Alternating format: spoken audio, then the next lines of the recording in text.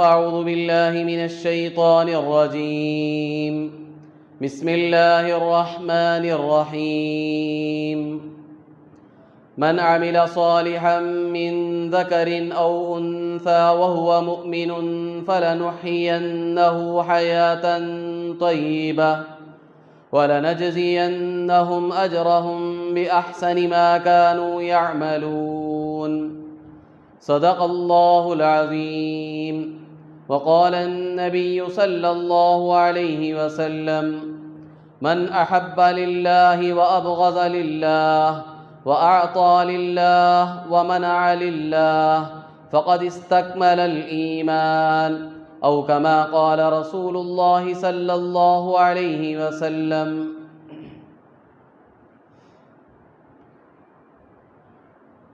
بزرگان محترم، معزز سامعین اکرام،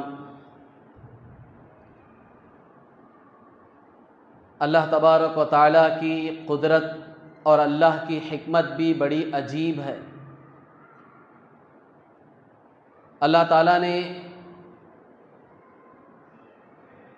اپنی ساری مخلوقات کو جو پیدا کیا ہے بڑی حکمتوں کے ساتھ پیدا کیا۔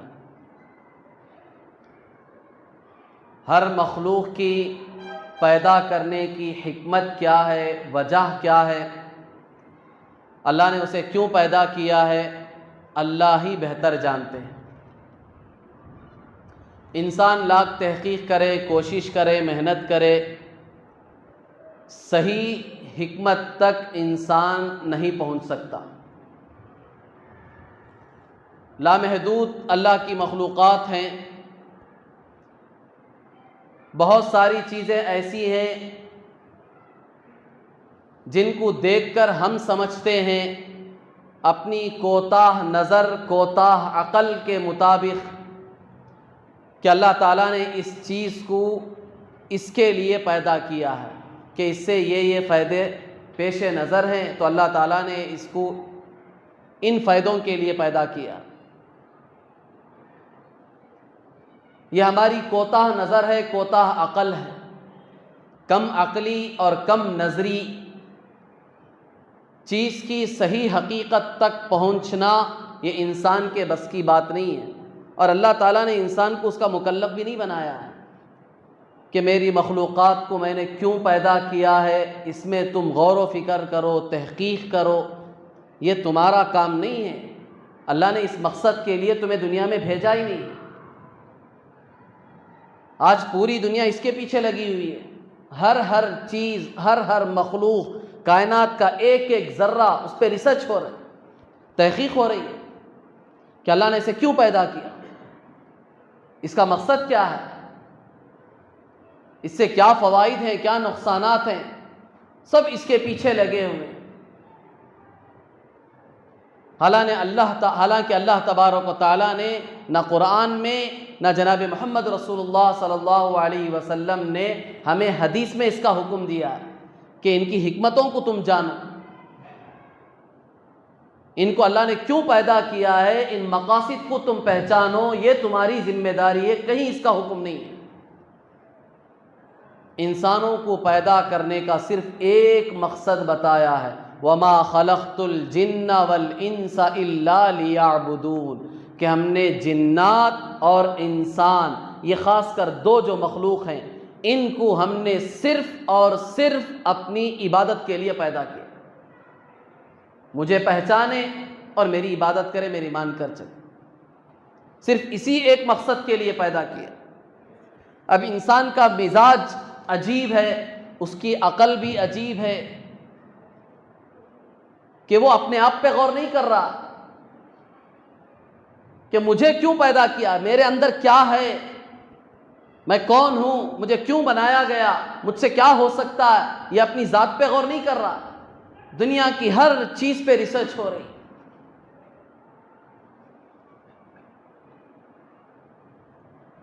تو میں نے عرض کیا کہ اللہ تعالیٰ نے ساری مخلوق کو کسی نہ کسی حکمت کے تحت پیدا کیا۔ بعض چیزوں کو ہم اپنی عقل سے سمجھتے ہیں کہ یہ فلاں فلاں چیز کے لیے پیدا کی گئی ہوگی اور فلاں مخلوق فلاں فلاں چیز کے لیے پیدا کی ہوگی، لیکن صحیح حکمت، صحیح وجہ، صحیح مقصد صرف اللہ جانتے ہیں۔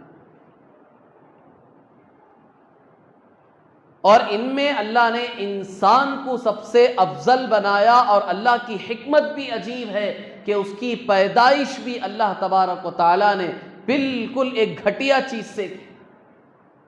انسان جتنا اونچا ہے، اس کا مقام جتنا بڑا ہے انسان کا، اللہ تعالیٰ نے اس کی حیثیت بھی اسے بتائی کہ کہیں تمہارا یہ مقام، تمہاری یہ حیثیت تمہیں تکبر میں مبتلا نہ کر دے، اس لیے ہر وقت تمہیں تمہاری اصل پر نظر ہونی چاہیے۔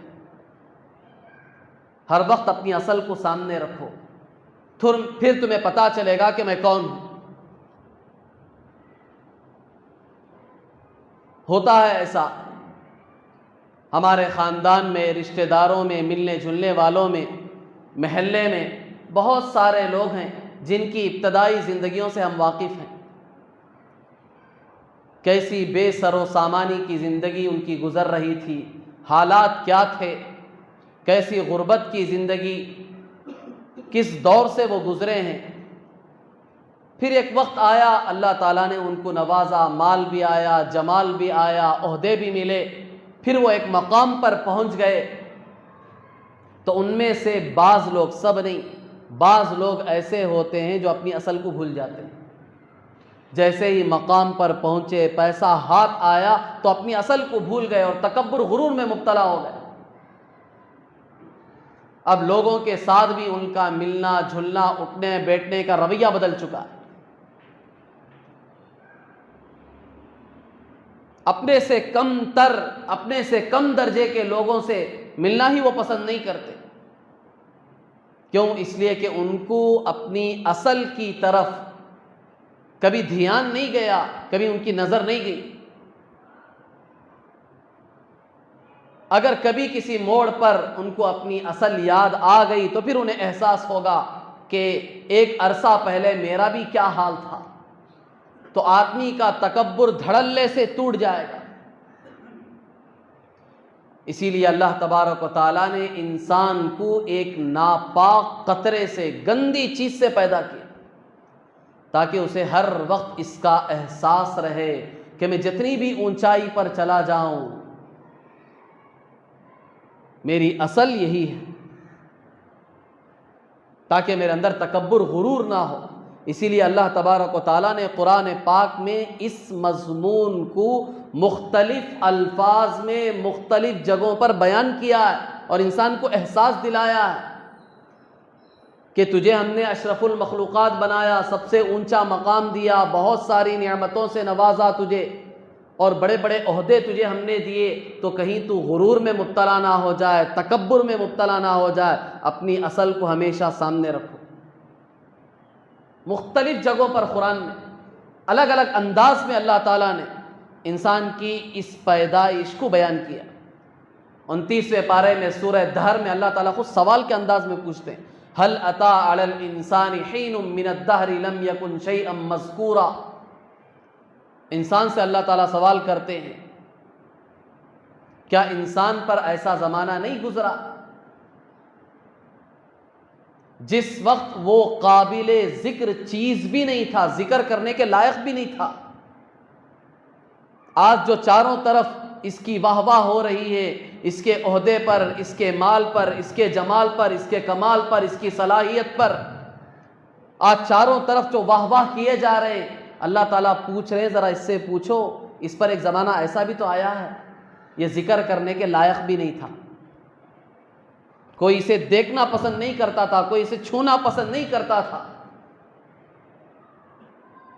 عجیب وحشت طاری ہو جاتی ہے آدمی کو اس چیز کی طرف نظر کرتے ہی۔ اللہ تعالیٰ نے ایسے گندے مادے سے انسان کو پیدا کیا تاکہ کبھی اس میں تکبر نہ آئے، غرور نہ آئے، اپنی اصل کو کبھی یہ نہ بھلائے۔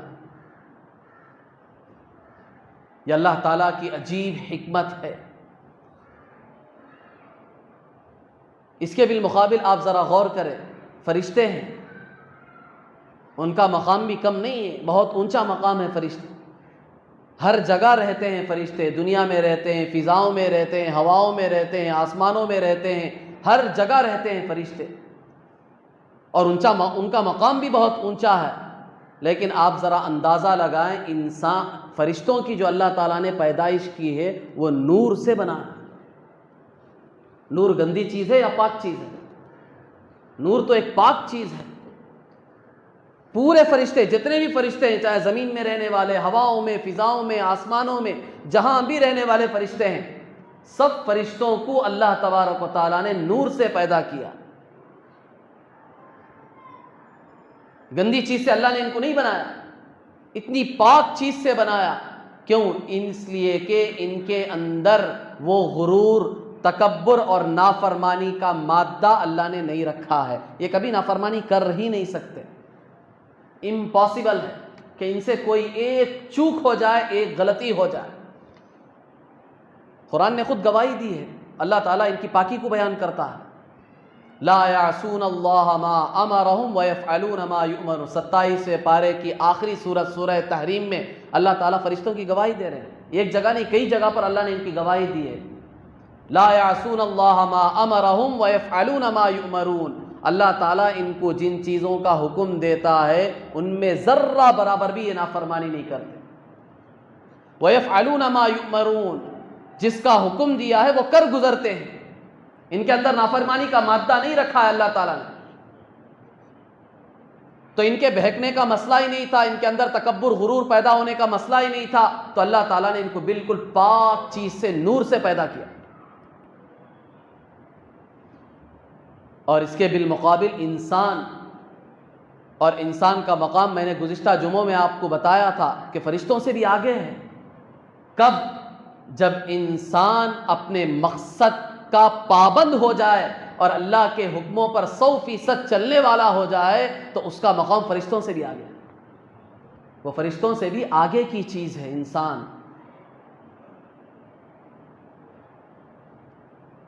جو دین کا علم حاصل کرنے کے لیے نکلتے ہیں، حدیث میں کیا ہے ان کے بارے میں کہ اللہ تعالیٰ فرشتوں سے کہتے ہیں کہ جاؤ اپنے پروں کو ان کے پیروں کے نیچے بچھا دو۔ اس کا مقام ہے انسان کا، وہ دین سیکھنے کے لیے، دین کا علم حاصل کرنے کے لیے جا رہا۔ اللہ تعالیٰ اتنی بڑی مخلوق کو کہہ رہے ہیں کہ اپنے پر جو پاک ہیں، جو عزت والی چیزیں، اس کو اس کے پیروں کے نیچے بچھا دو، کہ تمہارے پروں کا مقام بھی اس کے پیروں کے نیچے ہے۔ انسان جب اپنے مقصد پر پورے طریقے سے چلتا ہے، اللہ کے حکموں کی تابع داری کرتا ہے، تو اللہ اسے یہ مقام دیتے ہیں، فرشتوں سے بھی آگے بڑھا دیتے ہیں۔ اور جب انسان اپنے مقصد کو بھلا کر زندگی گزارتا ہے تو پھر اس کا مقام شیطان سے بھی بدتر ہو جاتا ہے، وہ اس سے بھی گیا گزرا ہو جاتا ہے۔ تو انسان کے اندر یہ دونوں خاصیتیں ہیں، دونوں صلاحیتیں اللہ نے رکھی ہے۔ فَأَلْهَمَهَا فُجُورَهَا وَتَقْوَاهَا۔ اللہ تعالیٰ خود کہتے ہیں کہ انسان تیرے اندر ہم نے فسق و فجور کا بھی مادہ رکھا ہے، تقوی کا مادہ بھی رکھا ہے۔ فرشتوں کے اندر یہ نہیں ہے، انسان کے اندر یہ دونوں مادے رکھے ہیں۔ اسی لیے انسان کے بہکنے کا اندیشہ تھا، انسان ضرور بہکے گا، غلطی کرے گا، نافرمانی کرے گا، وہ اپنے آپ کو بھلائے گا۔ اس لیے اللہ تعالیٰ نے انسان کو ناپاک نطفے سے پیدا کیا، ایک گندی چیز سے پیدا کیا، تاکہ یہ کتنا بھی اونچا ہو جائے، کتنے بھی اعلیٰ مقام پر چلا جائے، اسے اپنی اصل کو دیکھ کر احساس ہو جائے کہ میری کوئی حیثیت نہیں ہے، میرا کوئی مقام نہیں ہے، تکبر نہ پیدا ہو جائے۔ اس لیے اللہ تعالیٰ نے اس کی پیدائش ایک گندے قطرے سے کی، اور مختلف جگہوں پر الگ الگ الفاظ میں اللہ تعالیٰ نے اس مضمون کو بیان کیا، اور انسان کو بار بار یاد دلایا کہ تجھے اس کا احساس ہونا چاہیے، اس اصل کو تجھے یاد رکھنا چاہیے۔ اب یہ جو انسان ہے، اس انسان کی 3 طرح کی زندگی ہے۔ ایک حیوانی زندگی ہے، ایک انسانی زندگی ہے، اور ایک ایمانی زندگی ہے اسی انسان کی۔ یہ 3 درجات ہیں۔ دنیا بھر کے سارے انسان جتنے بھی ہیں، ان سب کی زندگیوں کے یہ 3 درجات ہیں، اور یہ 3 درجات 3 چیزوں کے اعتبار سے ہیں۔ اللہ تعالیٰ نے انسان کو بھی 3 چیزیں عطا کی ہیں. ایک ہے اس کا نفس، ایک ہے اس کی عقل، اور ایک ہے اس کا دل. یہ 3 چیزیں انسان کے پاس. ایک نفس ہے، ایک اس کی عقل ہے، ایک اس کا دل ہے. یہ 3 چیزیں، 3 چیزوں کے اعتبار سے انسان کی 3 زندگیاں بنتی ہیں. دنیا میں جتنے بھی انسان ہیں، آپ ان کا جائزہ لے کر دیکھیں. انسان کی 3 کیٹیگری ہیں، اس کی 3 زندگیاں ہیں انسان کی. سب سے پہلی زندگی اس کی حیوانی زندگی ہے. جس طرح دوسرے جتنے بھی جانور ہیں ان کو حیوان کہتے ہیں. ہم حیوان کا مطلب جس کے اندر جان ہے ان کو حیوان کہتے ہیں. لیکن ہم عام طور پر حیوان کسے کہتے ہیں؟ صرف جانوروں کو حیوان کہتے ہیں، اپنے آپ کو حیوان نہیں کہتے، حالانکہ ہم بھی حیوان ہیں. لیکن ہمارے ساتھ اور ایک لفظ لگے گا، حیوان ناطق. یہ ہماری خصوصیت ہے. حیوان کے ساتھ ہم ناطق بھی ہیں. دوسرے جانور حیوان کے ساتھ ان کی الگ الگ صفتیں لگے گی. حیوان کہتے ہیں جس کے اندر جان ہو اسے حیوان کہتے ہیں، چاہے جو بھی ہو، جانور ہو، انسان ہو، جو بھی ہو، سب کو حیوان کہتے ہیں.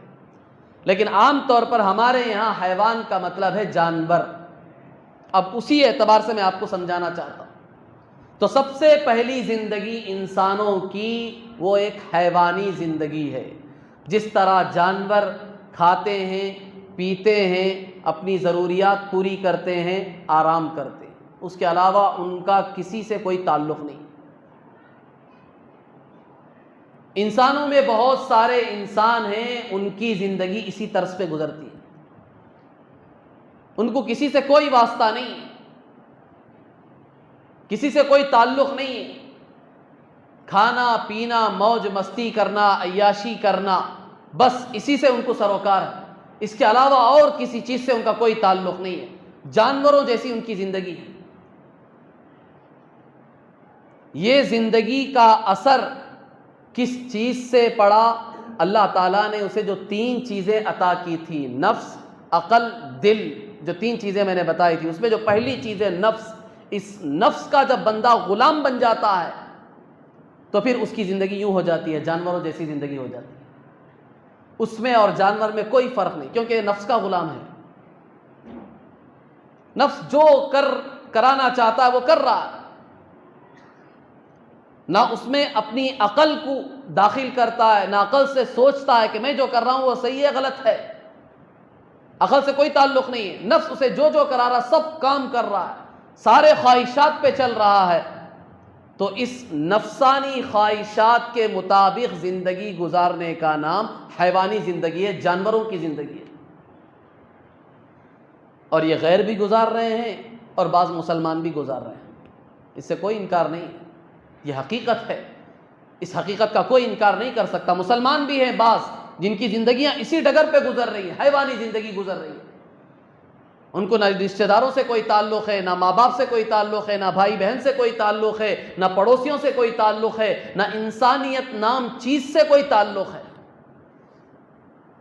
بس اپنی زندگی گزر رہی ہے کہ میرا اچھا ہو جائے، میرا بھلا ہو جائے، مجھے سب کچھ مل جائے، میرے سارے خواہشات پوری ہو جائے.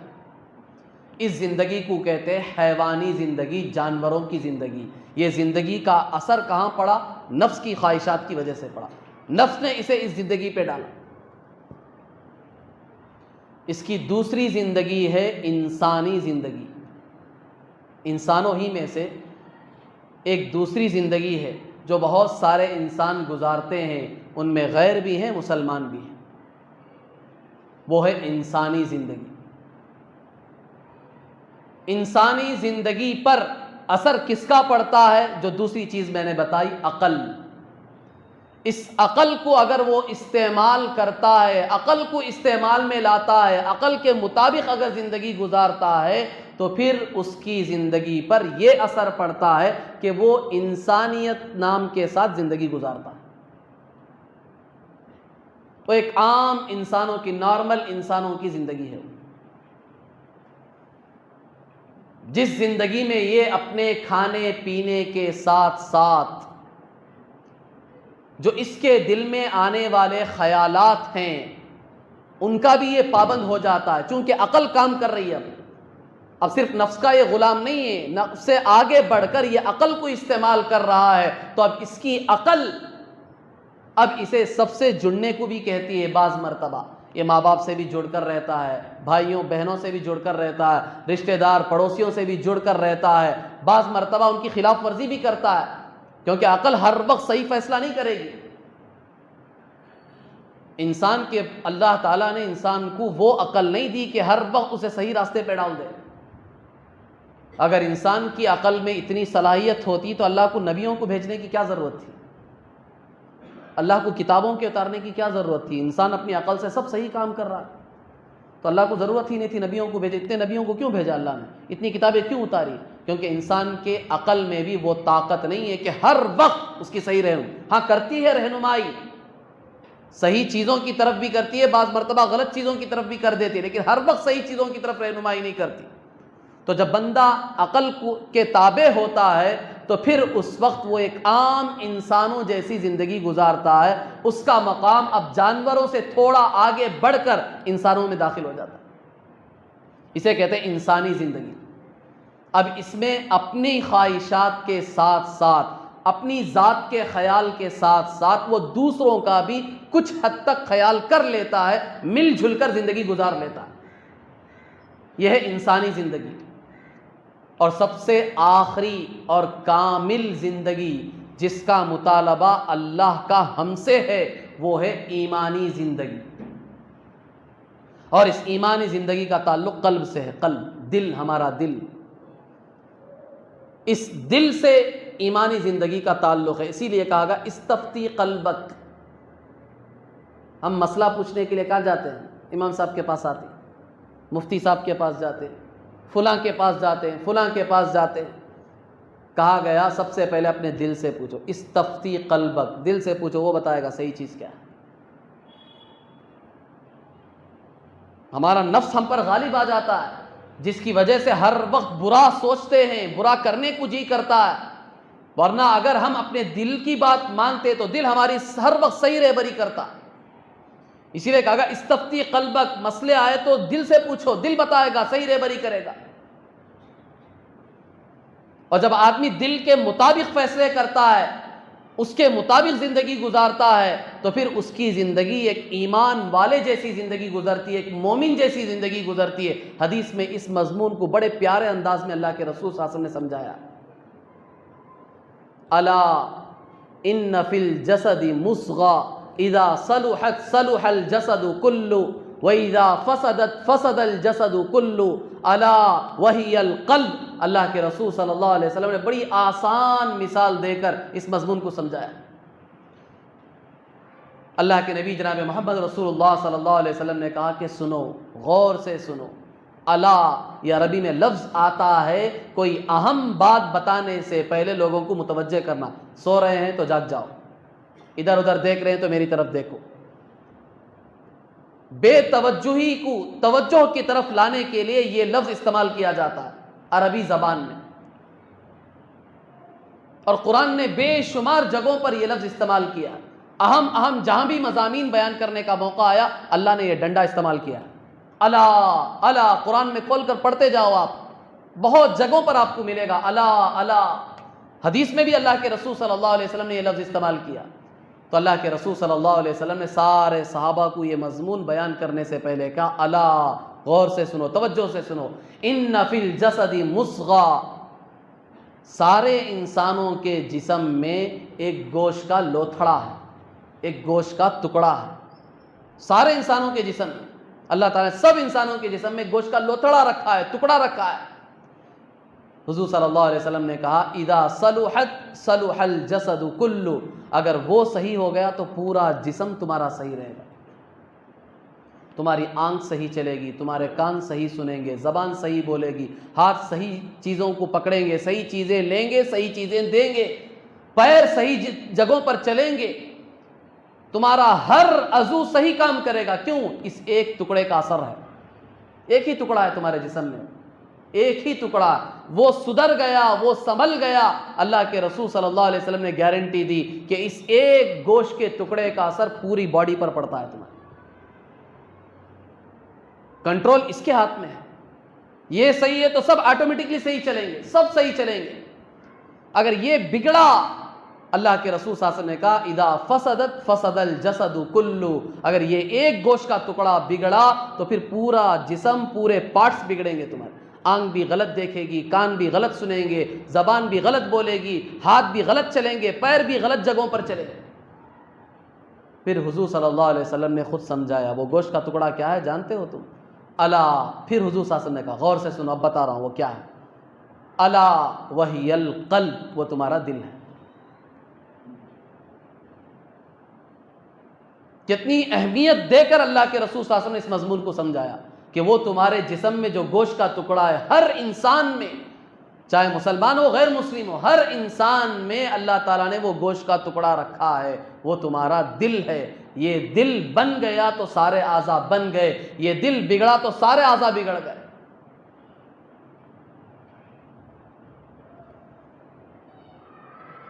اسی مضمون کو حدیث میں اللہ کے رسول صلی اللہ علیہ وسلم نے ایک الگ پیرائے سے بھی سمجھایا.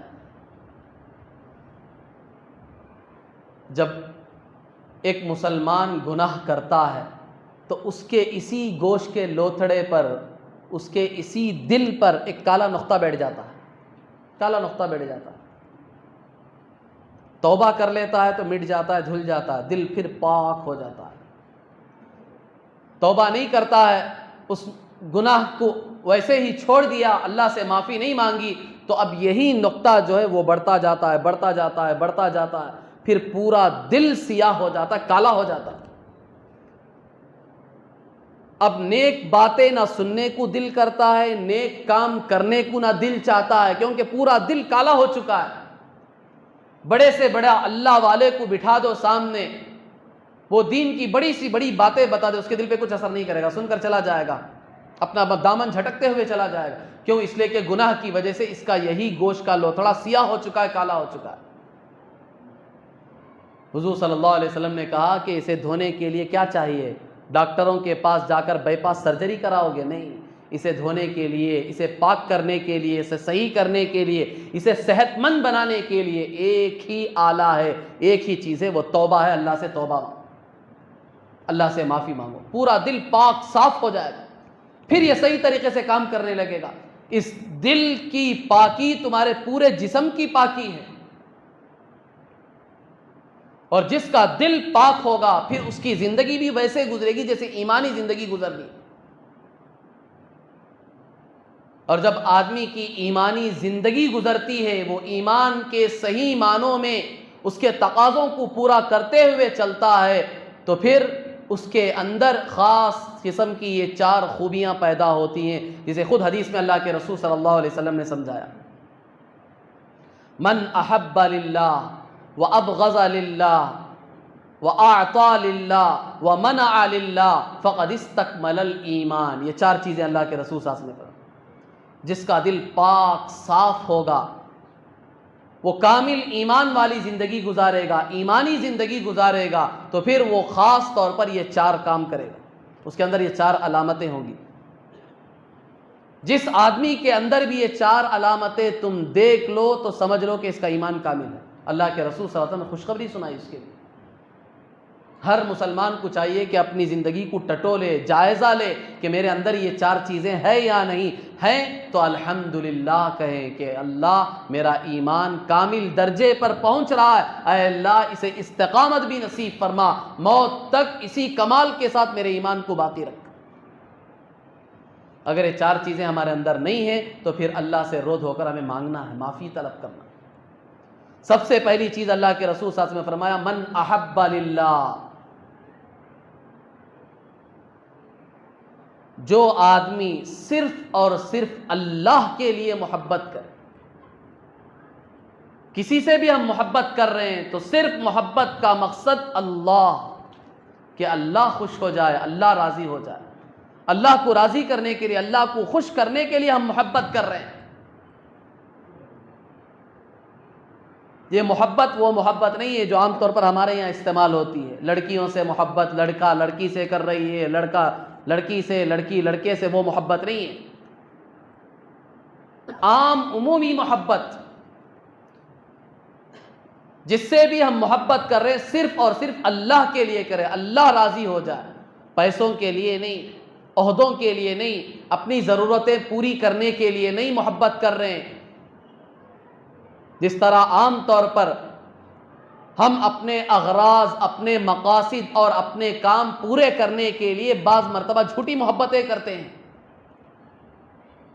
محبتوں کا دعویٰ کرتے ہیں، لوگوں کو دکھاتے ہیں کہ ہم آپ کو بہت چاہتے ہیں، آپ سے بہت زیادہ محبت کرتے ہیں، لیکن یہ محبت اللہ کے لیے نہیں ہوتی، بلکہ اپنے کام نکالنے کے لیے ہوتی ہے، اپنے اغراض مقاصد پورا کرنے کے لیے ہوتی ہے، اور ان کے نقصان سے اپنے آپ کو بچانے کے لیے ہوتی ہے بعض مرتبہ محبتیں، کہ ان سے نقصان پہنچے گا، اس لیے اب ڈھونگی محبت کر رہے ہیں ان سے، تاکہ ان سے ہمیں کوئی نقصان نہ پہنچے۔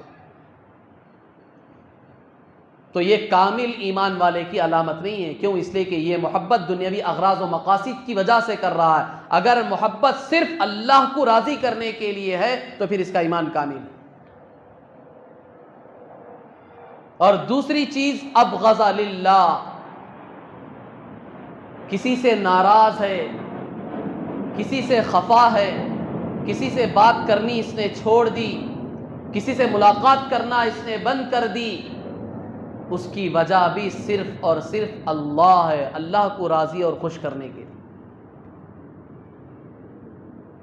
دنیاوی اغراض کے لیے ہم ناراضگی کا اظہار کر رہے ہیں، ہم نے اسے قرض مانگا، اس نے قرض نہیں دیا تو ناراض ہو گئے، ہماری فلاں ضرورت کو اس نے پورا نہیں کیا تو ہم اس سے ناراض ہو گئے۔ یہ دنیاوی اغراض ہے، اپنی ضرورتیں ہیں، اس وجہ سے ہم ناراضگی کا اظہار کر رہے ہیں، اس سے بغض کر رہے ہیں، دشمنی کر رہے ہیں، تو پھر یہ کامل ایمان کی علامت نہیں ہے۔ ناراضگی بھی ہو تو اللہ کے لیے ہو،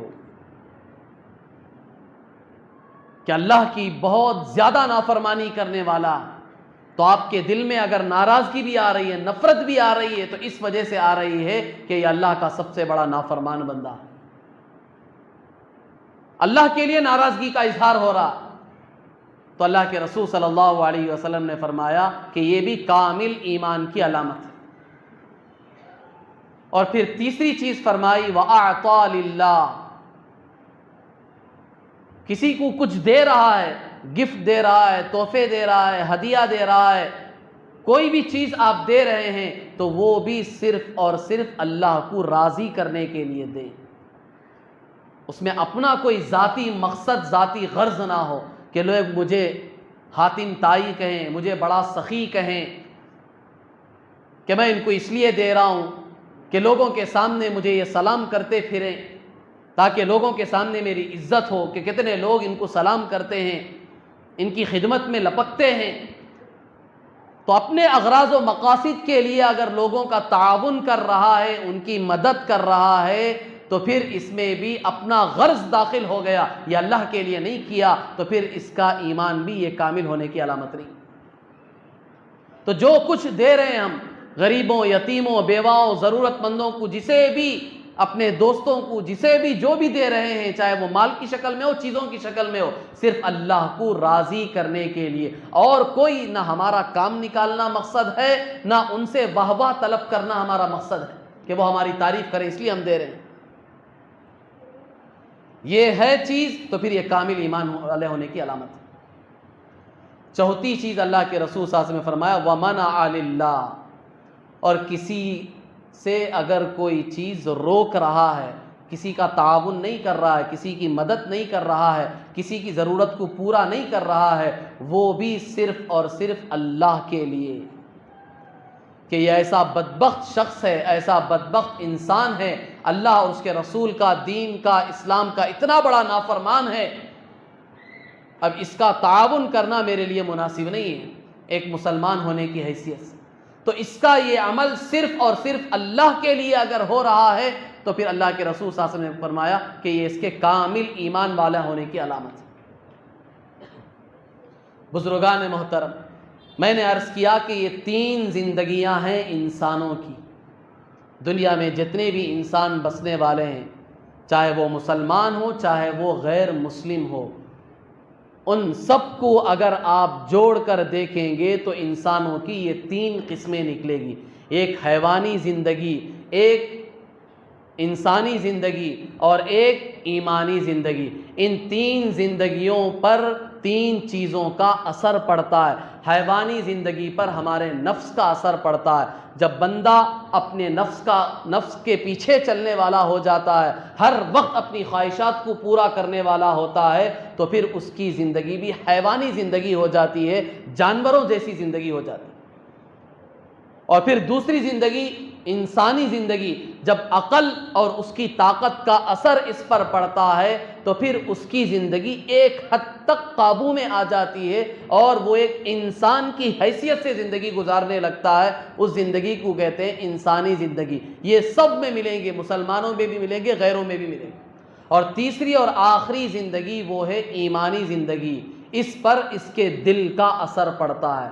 اس نے اگر دل کو اپنے کنٹرول میں کر لیا، دل کی ہر وقت پاکیزگی کے لیے محنت کرتا رہا، تو پھر اس کا دل ہر وقت تر و تازہ رہے گا، اس کی زندگی بھی پھر ایمانی زندگی گزرے گی۔ اور دل کو پاک کرنے کے لیے سب سے بڑی چیز اللہ کا ذکر ہے۔ اللہ کے ذکر سے دل پاک صاف ہو جاتا ہے۔ جیسا ایک حدیث میں اللہ کے رسول صلی اللہ علیہ وسلم نے اس مضمون کو سمجھایا، جب مسلمان کا دل اللہ کے ذکر میں مشغول رہتا ہے تو شیطان جو ہے وہ انسان کی گدی پر بیٹھ کر اپنا سونڈ چھوڑتا ہے۔ اللہ نے اسے طاقت دی ہے، انسان کے پورے جسم میں وہ دوڑ سکتا ہے، چل پھر سکتا ہے۔ اللہ کے رسول صلی اللہ علیہ وسلم نے اسے بھی سمجھایا، الشیطان یجری الانسان کمجری الدم، شیطان انسان کے جسم میں خون کی طرح دوڑتا ہے۔ جس طرح خون پورے باڈی میں چلتا ہے، اسی طرح شیطان پورے جسم میں داخل ہو سکتا ہے، جو چاہے کر سکتا ہے۔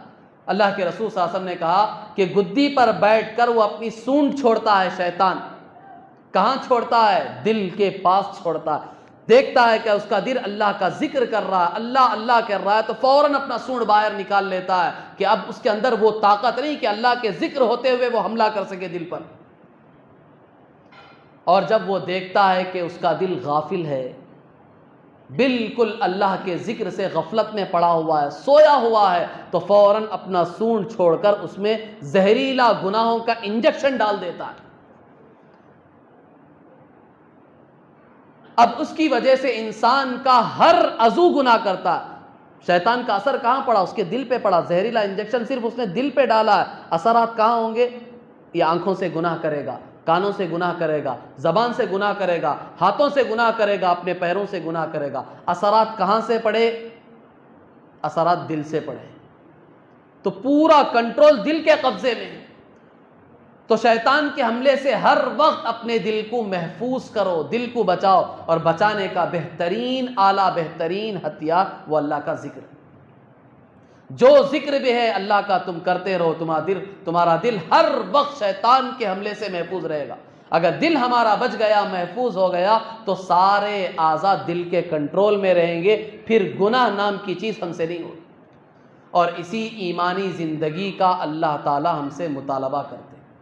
اللہ تعالیٰ سے دعا ہے کہ اللہ تبارک و تعالیٰ ہم سب کو صحیح معنوں میں ایسی پاکیزہ ایمانی زندگی نصیب فرمائے۔ اللہ ہمیں اور پوری امت مسلمہ کو موت تک ایسی ایمانی اور پاکیزہ زندگی نصیب فرمائے جس کا اللہ تبارک و تعالیٰ کا ہم سے مطالبہ ہے۔ اللہ تعالیٰ ہم سب کو صحیح معنوں میں عمل کی توفیق عطا فرمائے۔